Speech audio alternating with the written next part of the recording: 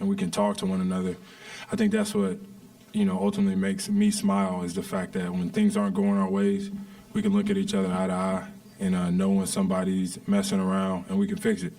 I feel like we did a really good job on the defensive end. We shared the ball on offense, made some shots, got a win, but that's not enough for us, and we want to get another one in 2 days.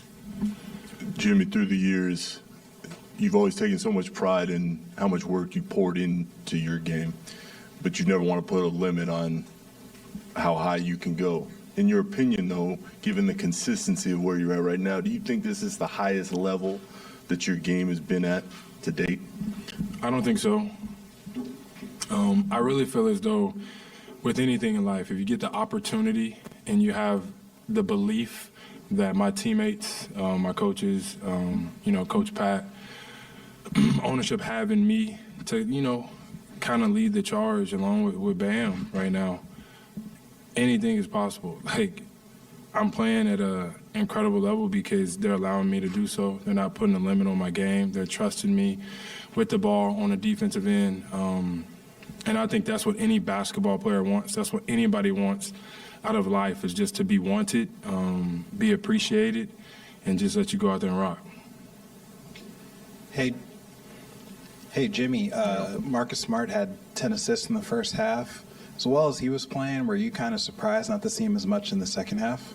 Nah. I think he played well all game long. He was making all the right plays, and they made a lot of shots. He defended incredibly well, made shots too.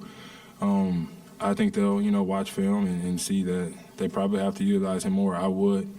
I got a lot of respect for that guy, for what he does on the defensive side of the ball, and for sure what he does on the offensive side of the ball, because he plays his role to the T.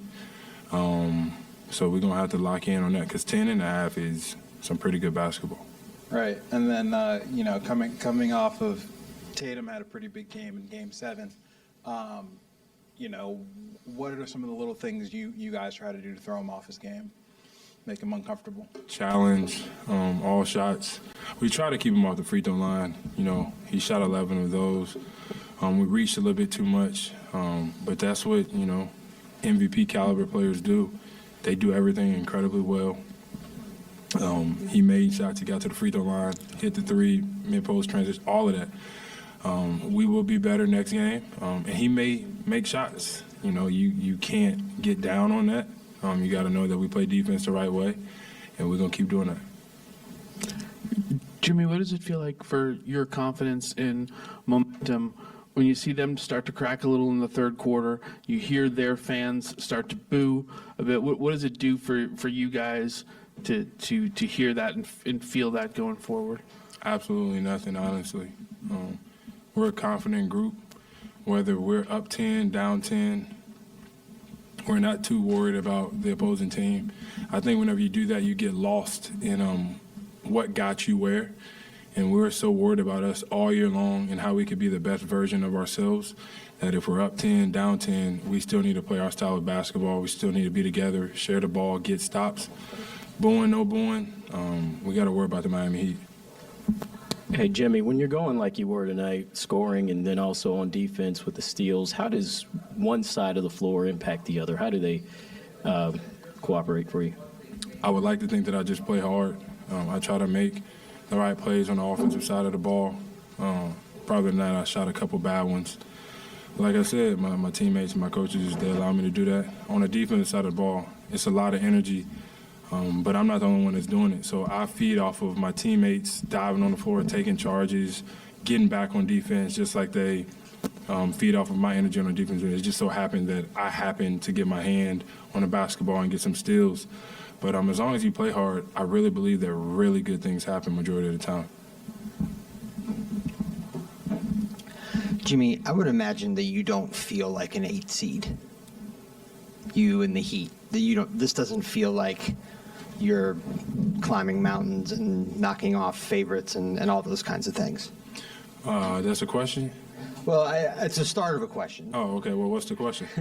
Just the question is, how does this feel to you guys, what you have done so far? And if you go back all the way to that night against Chicago in the play-in, Did you think then that something like this would be possible? Damn right, I did. Damn right, we did. And the best part about it is we still don't care what none of y'all think. Honestly speaking, we don't care if you pick us to win. We never have. We never will.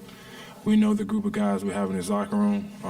We know that Coach Spo puts so much confidence and belief in each and every one of us. Coach Pat as well. And so our circle's small, but this circle got so much love for one another. We pump constant confidence into everybody. And we go out there and we hoop. We play basketball the right way, knowing